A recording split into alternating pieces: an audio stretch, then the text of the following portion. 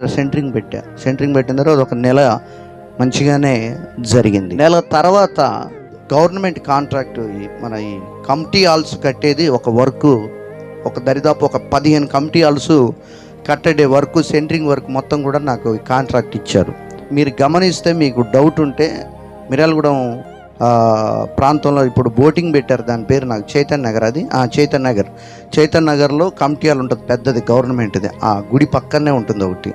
ఇటు వెళ్తే మనం ఇందిరమ్మ కాలనీ చింతపల్లి ట్యాంక్ దగ్గర ఒక కమిటీ హాల్ ఉంటుంది పెద్దది. అటు వెళ్తే ప్రకాష్ నగర్లో ఒకటి, ఇట్లా ఏరియాకి ఒకటి కమిటీ హాల్స్ బట్టి కాంట్రాక్ట్ చేస్తుంటే దాంట్లో సుమారుగా ఒక 2.5 నుంచి 3 లక్షల వరకు లాస్ వచ్చింది.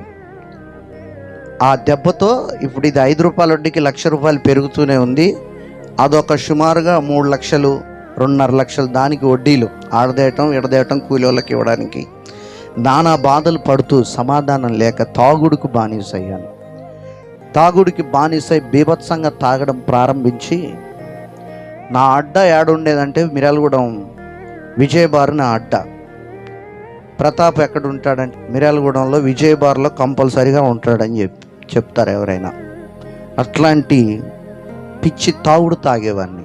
ఆ తాగుడుకు బానిసై సమాధానం లేక అర్ధరాత్రుల దాకా తాగి డబ్బులు ఇచ్చేళ్ళకు దొరకకుండా తిరుగుతూ బతుకుతూ అర్ధరాత్రి ఇంటికి వెళ్ళి నా భార్యని చెవులంగా ముక్కులంగా రక్తం పడేటట్లు కొట్టేవాడిని. నేను అన్నం పెట్టినా కష్టమే, పెట్టకున్నా కష్టమే, అంత క్రూరంగా బాధించేవాడిని.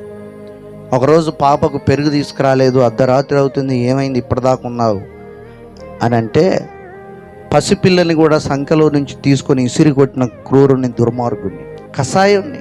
అట్లాంటి విషబీజాలతో నిండి కుటుంబంలో సమాధానం లేకుండా, నాలో సమాధానం లేకుండా ఇంకెక్కువగా తాగుడికి బానిస అయిపోయి అర్ధరాత్రులు దాకుండి తిరుగుతూ వచ్చేవారు. ఏం చేయాలో అర్థం కావట్లేదు.